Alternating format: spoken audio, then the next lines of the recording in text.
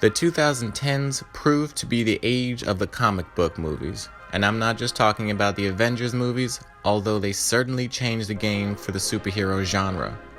Today I will be discussing two of the most divided comic book films of the 2010s, and they are Captain Marvel and Joker. Or better yet, why Joker proves to be a much better film than Captain Marvel. I'm Double R3, and this is breaking down scenes from movies. For today's essay, I will start with what makes the Joker movie better than Captain Marvel. For those that have not seen the Joker movie, major spoilers ahead. Although if you haven't seen it by now, shame on you. It made over $1 billion at the box office and honestly became Joaquin Phoenix's most successful film. But anyway, the Joker is about a struggling stand-up comedian named Arthur Fleck who is constantly bullied and disregarded by society. Fleck lives with his mother Penny, working as a party clown until he is fired from his job for bringing a gun into a children's hospital.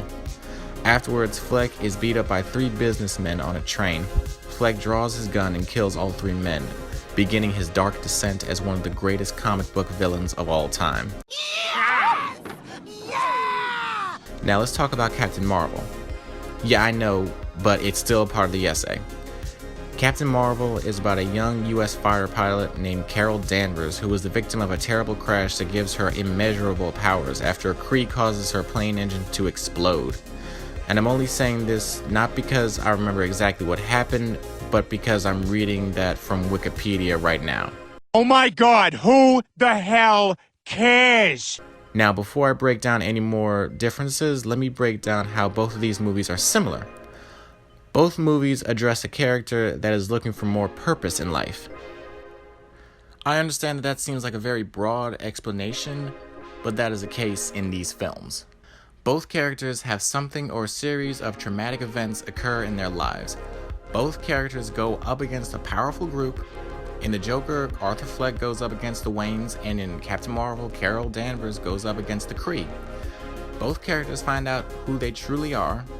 It's revealed in Joker that Fleck was adopted and abused as a child, and in Captain Marvel, Carol Danvers figures out that she was captured by the Kree after she gained her powers and lost her memory, and after discovering their true selves, they decide to use their newfound persona for either evil or for good. Now, the reason audiences loved the Joker movie could be surrounded in the fact that the filmmakers brought light to a comic book villain that was never shown in a film until now. While Captain Marvel was divided amongst fans because, in my opinion, it seemed like more of a filler in between Avengers Infinity War and Endgame.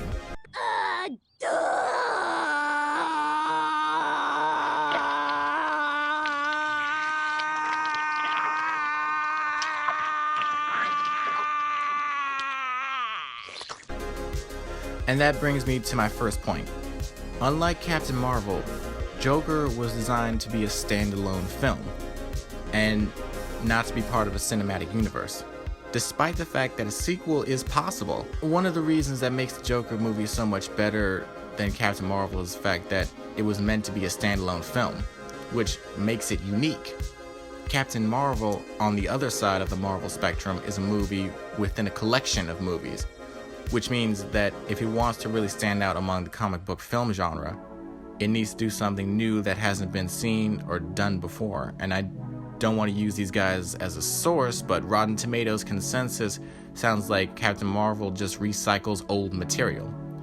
The consensus reads, packed with action, humor, and visual thrills, Captain Marvel introduces the MCU's latest hero with an origin story that makes effective use of the franchise's signature formula. Did you guys hear that last part? It makes effective use of the franchise's signature formula. It never said that Captain Marvel adds anything new in the Marvel pantheon. It just makes effective use of an already done before formula.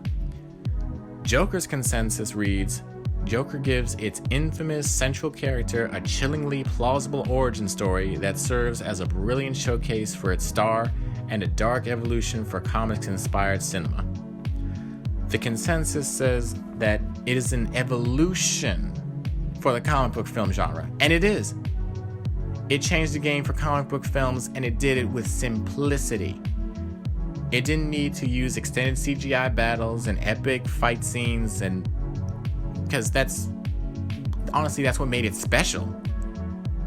It was a departure from other superhero or villain films that rely on special effects to draw a crowd, and that's what brings me to my second point as to what makes Joker better than Captain Marvel.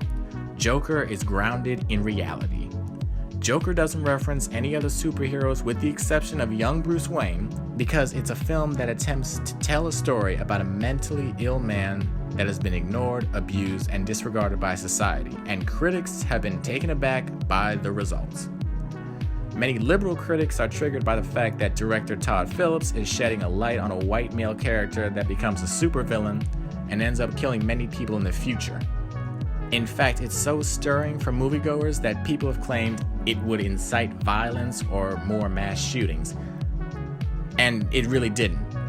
With that logic, you could say that same thing about Tom Hardy's Venom or Ryan Reynolds' Deadpool, but I won't get into that. Anyway, you compare the plausibility, and that's what Joker's consensus says. Plausibility, when you compare it to that of Captain Marvel, you realize that Captain Marvel, by comparison, is a fairy tale compared to the Joker, because in reality, you don't get powers from a plane crash, you don't have women fall out of the sky, get chased by aliens, and later on in the film, blast an entire spaceship armada effortlessly. It does not happen. The Joker, however, is more plausible. It addresses the fact that there are people with mental illness, which is a real thing. It addresses neighborhood poverty, which is a real thing.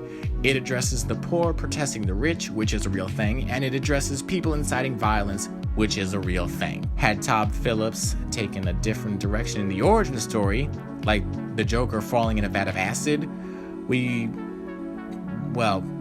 would be having a very different conversation, because it would be a lot less plausible.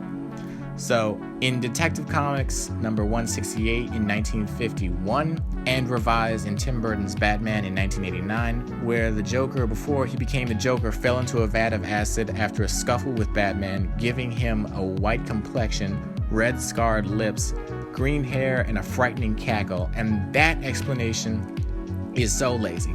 It doesn't cut deep within the motivations of why this character is the way he is. Like, let's put him in a vat of acid. That explains why he's a Joker. I don't think so.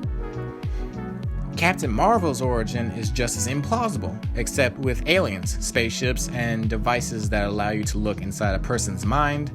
I'm actually hoping that there isn't a sequel to the Joker, because if there's a sequel and or a cinematic universe based on this one movie that is the Joker would lose its uniqueness and end up being lost in a slew of movies that are only being made to make money, because the best things in life always need to come to an end.